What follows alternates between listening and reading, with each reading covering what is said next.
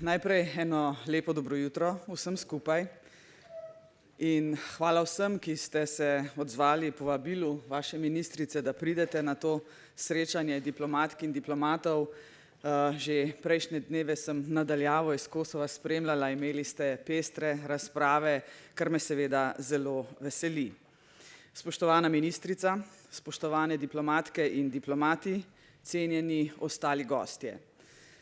Vem, da ste prva 2 dneva oziroma zdaj že 3 dnevi ste poslušali zelo konkretne razprave o tem, kam naj bo usmerjena slovenska zunanja politika. Jaz si bom pa v svojem nagovoru vam dovolila morda en tak pogled izven neke škatlice, izven balončka, v katerega se kdaj tudi sama ujamem. In res sem z veseljem spet tukaj z vami. In najprej na začetku izrazim zadovoljstvo vseh nas v uradu z delom slovenske diplomacije. Za opravljeno delo se vam seveda zahvaljujem in se veselim nadaljnega sodelovanja tudi v prihodnje. Težko je pravzaprav na kratko povedati, kako prizadevni in človeško topli ste. Predvsem takrat, ko vas potrebujemo. Pa naj gre za pripravo naših obiskov v tujini ali ko pomagate pri sprejemu predstavnikov držav pri nas doma v Sloveniji. Vesela sem vseh vaših pobud in spodbud za sodelovanje. Kot lahko vidite, se odzovem, če se le lahko. Zelo cenim vaše razumevanje, potrpežljivost in pomoč tudi takrat, ko se zaplete.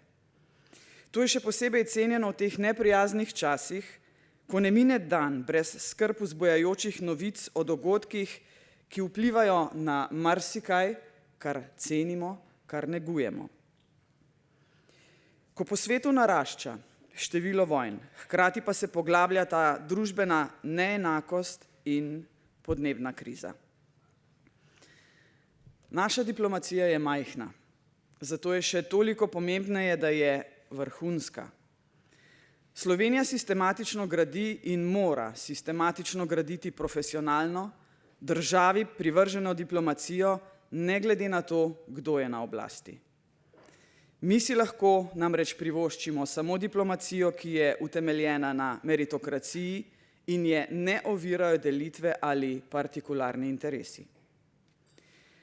Veliko govorimo o tem, kako mora biti naša zunanja politika prepoznavna, spoštovana, samozavestna.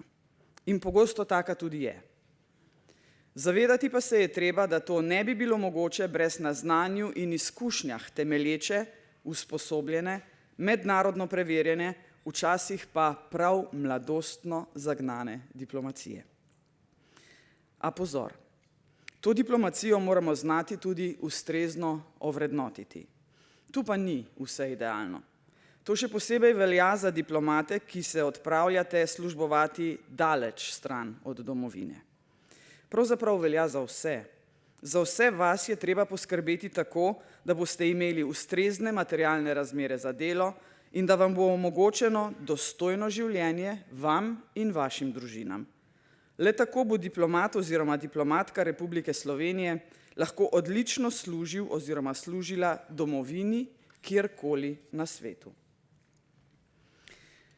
Spoštovane in spoštovani, nehvaležno je napovedovati, kaj bodo nedavni volilni rezultati po letošnjem super volilnem letu pomenili za dogajanje v mednarodni skupnosti. Imamo pa dovolj razlogov, da lahko rečemo, da smo kot civilizacija tik pred tem, da globoko razočaramo sebe in tudi naše zanamce. Da si priznamo, da še nismo opravili miselnega preskoka, v katerem bi mednarodno skupnost soustvarjali na podlagi vladavine mednarodnega prava, trajnostnega razvoja, varstva človekovih pravic za vse ljudi in vse enako, na podlagi solidarnosti, sočutja in dostojanstva za vse. Ne pa prepuščali sveta na milost in nemilost, egoizmu in sledenju zgolj lastnim interesom, ne oziraje se na posledice. In to kljub preteklim težkim izkušnjam, ki so v smrt pognale na milijone ljudi. In dovolite mi, da tu naredim en medklic. pozorno spremljam številke umrlih ljudi v teh spopadih po svetu. V vojni med Rusijo in Ukrajino je umrlo 1 milijon ljudi. Od tega velika večina vojakov, civilistov menda zgolj 32 tisoč. Če pogledamo Palestino, Gazo, tam je v enem letu umrlo že več kot 45 tisoč ljudi, več kot 110 tisoč je ranjenih. O preteklih težkih izkušnjah moramo danes še posebej govoriti. Drugo leto namreč zaznamujemo 80. obletnico konca druge svetovne vojne. Z njo zaznamujemo tudi 80 let od znane zaveze držav, da bodo opravile ta miselni preskok, o katerem govorim. Ne kaže dvomiti, da je bila takrat, leta 1945, nanj večina držav iskreno pripravljena. Nenazadnje je na pepelu nepojemljivih grozot, s katerimi se je spoprijemalo človeštvo, nastala Organizacija združenih narodov, z njo pa dodelan koncept kolektivne varnosti, ki prepoveduje vojno in zapoveduje reševanje konfliktov z mirnimi sredstvi. Toda 80 letij kasneje vojna kot sredstvo za reševanje sporov ponovno postaja povsem sprejemljiva. Zdi se, kot da smo 80 letij živeli v iluziji, da napredujemo kot skupnost, ne samo v znanstveno-tehnološkem, pač pa tudi v vrednostnem smislu, v smislu humanosti in dostojanstva za vse. V iluziji, da odpravljamo še vedno strahotne razvojne razlike in skrbimo za naše podnebje in okolje, da varujemo temeljne človekove pravice za vse ljudi enako in povsod, da poskušamo preprečevati zločine proti človeštvu in da sodimo obtoženim za te zločine. Žal naša resničnost ostaja resničnost politikov, torej tistih, ki jih zanima predvsem, kaj bo danes in ne, kaj bo jutri. Ti niso vizionarji, še manj humanisti. So pragmatiki, pogosto egoisti, prepričani v lastni prav in zainteresirani zgolj ali najprej za uresničevanje interesov svoje države ali celo neke ozke politične elite na oblasti, ne glede na ceno.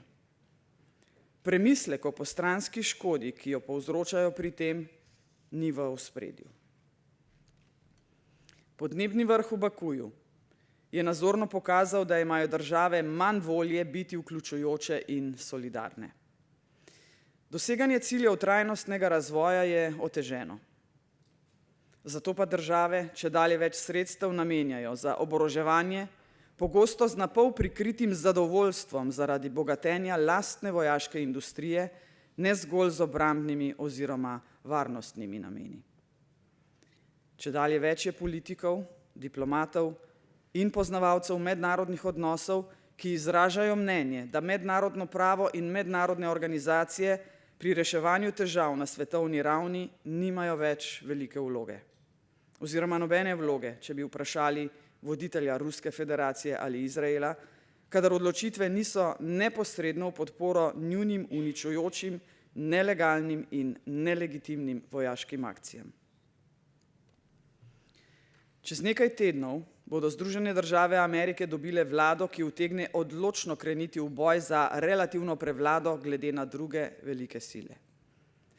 Že zdaj slišimo svarila, da bomo v Evropi, tradicionalni ameriški zaveznici, morda morali izbirati ali sodelovanje z ZDA z našo popolno prilagoditvijo njeni zunanji politiki ali priprava na posledice, če tega ne bomo storili. Tako razmišljanje, spoštovane in spoštovani, seveda ni dobro. Na binarno omejitev svoje zunanje politike za ali proti, kot suverena država, ne moremo pristati. Tako omejena zunanja politika nas vodi zgolj v območje obračuna med velesilami, ki v času nastajanja multipolarnega sveta želijo zadržati zase oziroma osvojiti kar največji delež. Tako omejena zunanja politika postavlja ob stran resnične probleme, ki neposredno ogrožajo napredek naše civilizacije kot so razvoj in podnebna kriza. Dilema, ali si z mano ali si proti meni, torej ni škodljiva le za Slovenijo, pač pa za vsako majhno ali srednje veliko državo, ki mora v tem plesu velesil skrbeti za svoj obstoj. In takih držav je na svetu pretežna večina. Več razlogov vodi k temu, da je na to škodljivost treba opozoriti. Naj na tem mestu omenim dva. Prvič. Pomembnega dela naše varnosti ta trenutek ne zagotavlja samo tradicionalno vojaško-politično zavezništvo, torej zveza NATO, katere zanesljivi in zaupanja vredni člani smo. Zagotavljata jo tudi multilateralizem in vladavina mednarodnega prava, ki ščitita male države ter jim dajeta priložnost enakopravnega vključevanja v mednarodne odnose. Drugič, naivno je pričakovati, da se preostale velike sile na morebitni tako radikalni premik v ameriški zunanji politiki ne bodo odzvale. In odzvale se bodo različno, torej bolj ali manj agresivno.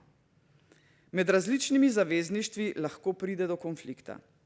Zato tudi med zavezniki spopadanje s to dilemo, ali mi ali oni, ne bo lahko.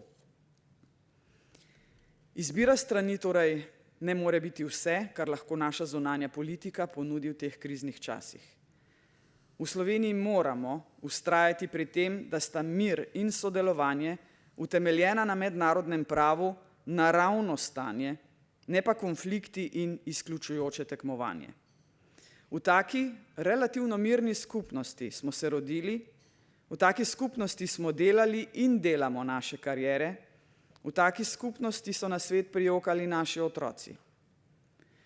Storiti je treba vse, da tako mednarodno skupnost vsaj do neke mere ohranimo, ne samo zase, pač pa tudi zanje, za otroke. Spoštovane in spoštovani, veliko govorimo o pravicah in dolžnostih držav. O njih govori ustanovna listina Združenih narodov. Pojavljajo se v različnih dokumentih, ki opredeljujejo temeljna načela mednarodnega prava in mednarodnih odnosov. Vendar pa med njimi ne najdemo ene, ki oblikuje in bo čedalje bolj oblikovala našo prihodnost, še posebej pa sedanjost, v kateri razvoj dogajanja nam, manjšim in šibkejšim, ni v prid. To je pravica in dolžnost ne biti tiho. Pravica in dolžnost ne biti tiho pomeni glasno in odločno zagovorništvo na vseh forumih, na vseh bilateralnih in multilateralnih srečanjih. Zagovorništvo, ki odraža prepričanje v moč dostojanstva za vsakega človeka kot splošne, skupne vrednote. Zagovorništvo varovanja našega podnebja in okolja. Zagovorništvo nujnosti dialoga. Zagovorništvo pogajanj kot podlage za mirno reševanje sporov.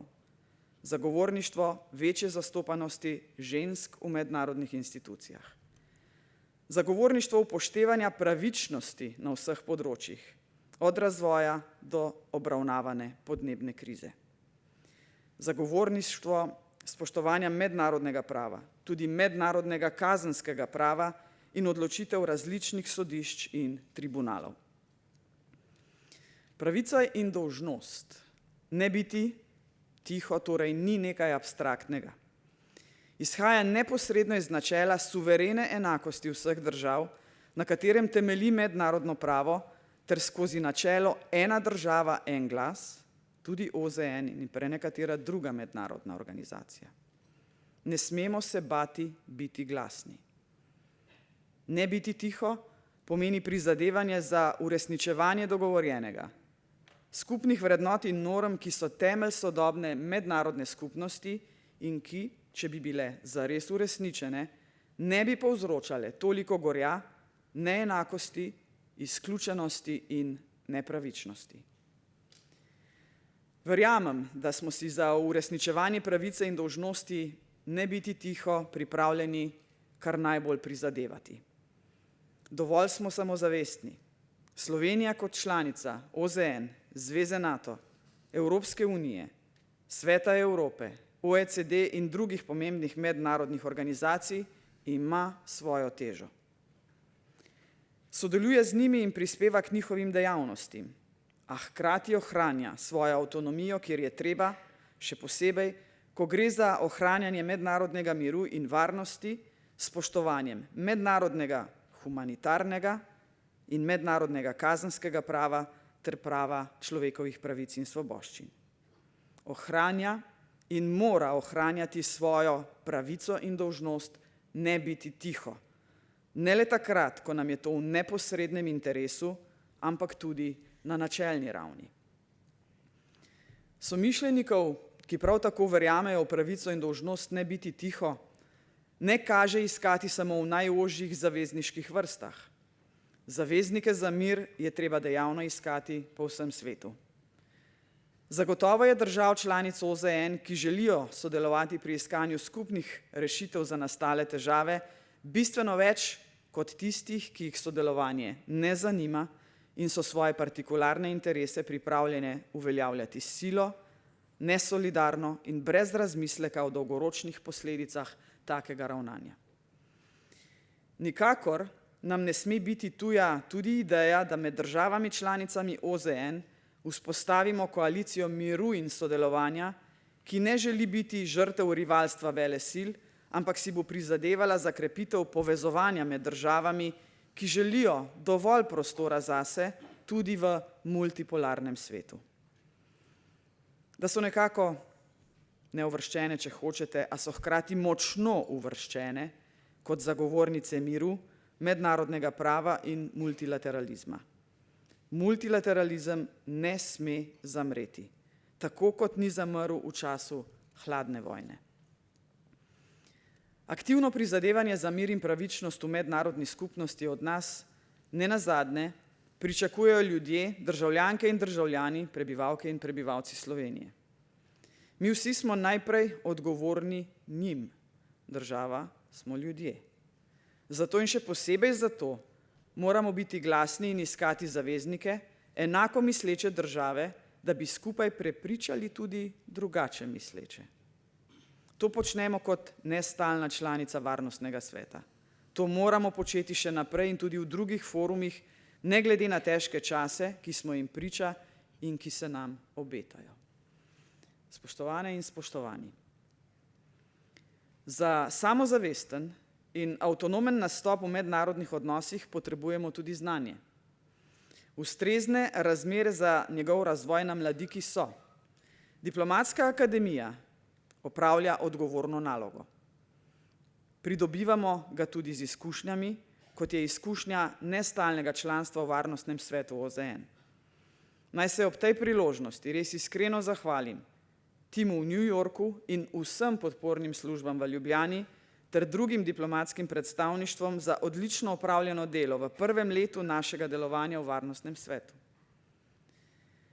Od kolegov predsednic in predsednikov slišim veliko pohval in verjemite mi, da se mi ob takih pohvalah res kar zasvetijo oči in od ponosa, ko to poslušam, me prevevajo lepa čustva. Znanje dokazuje tudi predano, visoko strokovno podkovano delo Centra za evropsko perspektivo, znotraj katerega smo razvili širše cenjeno usposabljanje pripadnikov mirovnih sil. Tu je še mednarodno priznano delo ITF, Ustanove za krepitev človekove varnosti, Blejskega strateškega foruma, Centra za odličnost financ in drugih. Sprašujem pa vendarle se, ali ni nastopil trenutek, ko je treba narediti še korak naprej in sicer tako, da svoje znanje usmerimo v bolj določene projekte. Naj se v tem okviru najprej ozrem na strategijo slovenske zunanje politike. Seznanjena sem z dolgotrajnimi pripravami nanjo in veseli me, da je bila na vladi sprejeta prav v času tega vašega diplomatskega posveta. Glede na to, da je praviloma usklajena na več ravneh, zunanje politična strategija predstavlja najmanjši skupni imenovalec interesov naše države. Kot taka je sposobna odgovarjati na izzive zgolj v relativno stabilni mednarodni skupnosti, brez tektonskih premikov.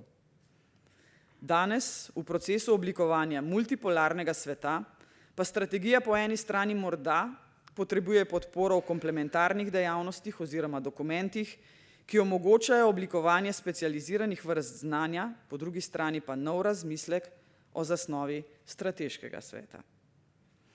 Da bi znali razumeti trende in izzive prihodnjega razvoja mednarodne skupnosti in se nanje odzivati, bi morda moral biti strateški svet še bolj interdisciplinaren. Več besede bi morda poleg poznavalcev s področja mednarodnih odnosov, mednarodnega prava in mednarodne ekonomije morali dobiti še tisti s področji informatike, digitalizacije in medijskih študij, klimatologije, kulturologije, psihologije, sociologije in podobno. V oblikovanju naše zunanje politike bi morda morala bolj do izraza priti tudi specializacija. Počasi spoznavamo in čedalje bolj postaja problematično, da naša država nima izdelane zunanje politične strategije do niti ene od ta čas najvplivnejših držav sveta, kot so Brazilija, Indija, Kitajska, in ko bodo to dopuščale okoliščine tudi Ruska federacija. Če se ozremo na regionalno raven, imamo izdelano strategijo do Zahodnega Balkana. Upoštevaje naše gospodarske interese, bi morda morali imeti izdelano strategijo tudi do Srednje Azije. Glede na to, kje so za nas zanimivi trgi, kjer vrvi od hitro rastočega prebivalstva z izjemnimi prispevki mladih in glede na to, kje bodo prihodnja težišča mednarodnega dogajanja, pa tudi strategijo do Vzhodne Azije, Jugovzhodne Azije in Afrike. Pri oblikovanju na točno določeno državo ali regijo omenjenih strategij ne bi bili inovatorji. Nekatere evropske države take strategije že imajo. Del take specializacije mora biti tudi razumevanje čezmejnih vplivov dezinformacij, tako imenovana nova medijska geopolitika. S tako zastavljenim razumevanjem strateškega vedenja bomo zunanje politične odločitve lažje sprejemali avtonomno in ne bomo le sledilci preferenc velikih. V okviru strateške usmeritve na regije seveda nikoli ne smemo pozabiti na gospodarsko diplomacijo. Ta našemu gospodarstvu odpira številna vrata. Na vseh ravneh mednarodnih odnosov mora Slovenija dejavno vključevati gospodarstvo.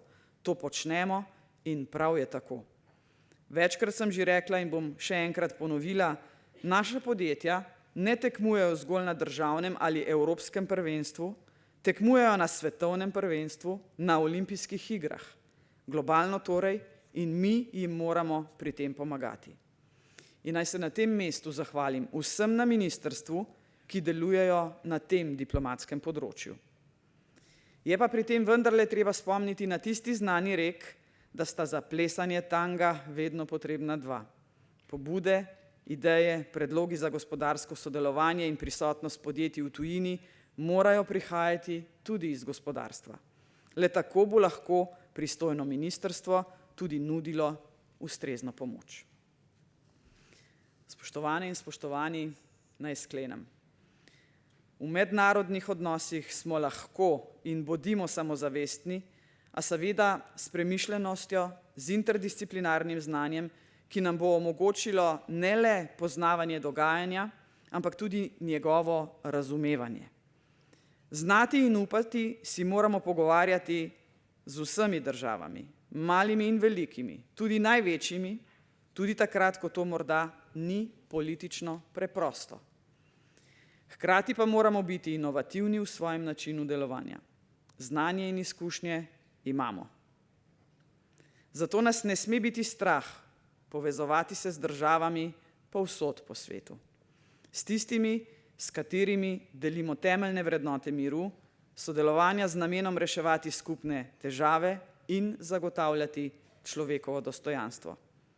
Pa tudi s tistimi, ki jih želimo prepričati, da so to vendarle na koncu koncev naše skupne vrednote.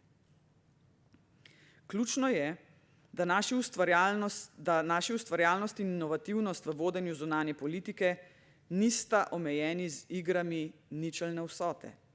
Te niso v interesu nikogar in, kot zgodovina jasno kaže, še posebej malim državam nikoli niso prinesle nič dobrega. Leto 2025 bo polno ravno takih izzivov, ko torej iger ničelne vsote, pozivov ali si z mano ali proti meni, ne gre izključevati ali podcenjevati. V takih primerih se moramo redno in odločno odzivati, ne glede na morebitne neprijetne pozive, morda celo grožnje, ki nas utegnejo doleteti. Mir in varnost, utemeljena na sodelovanju, solidarnosti, trajnostnem razvoju in zaščiti človekovega dostojanstva, sta in morata biti naša vizija in pot našega napredka. Zato dileme ni. Če želimo napredovati, za kar potrebujemo mir in varnost, je naša dolžnost in pravica, da nismo tiho. Naša dolžnost in pravica je, da se povezujemo z enako mislečimi državami, ki ne želijo biti tiho, ki ne želijo biti postranska žrtev interesov velikih. Ob prihajajočem letu seveda pričakujem, da bomo še naprej dobro sodelovali, pravzaprav sem v to prepričana. Ob današnji priložnosti pa vsem vam in vašim družinam iz srca želim mirne božične praznike ter seveda polno prijetnih doživetij v preostanku tega leta, leta 2024, z res iskrenim upanjem na mirnejše in prijaznejše leto 2025. Iskrena hvala.